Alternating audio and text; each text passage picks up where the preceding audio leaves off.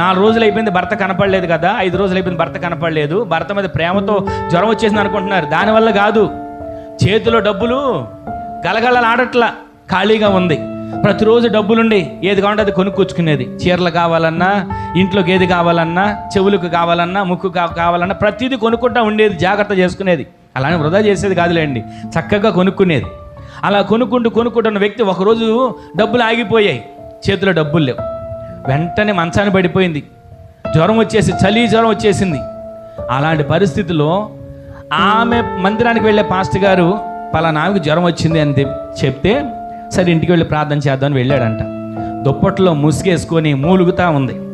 ఇక ఆయనకు అర్థమైంది, అమ్మా ఎన్ని రోజులైంది జ్వరం వచ్చి? ఇన్ని రోజులైంది. ఎందుకని? మా భర్త డ్యూటీకి వెళ్ళాడు, ఇన్ని రోజులు రాలేదు. సర్లే అని చెప్పి, అమ్మ నీకు కొంచెం చెయ్యి దుప్పట్లోంచి బయట పెట్టు అని అన్నాడంట.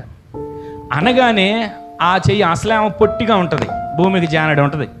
ఆ చెయ్యి బయట పెడితే ఒక గరిట పెట్టినట్టు ఉందంట. గరిట ఉంటుంది కదా మన ఇంట్లో గరిట, అంత గరిటలాగా ఎంత చెయ్యి బయటకు వచ్చింది.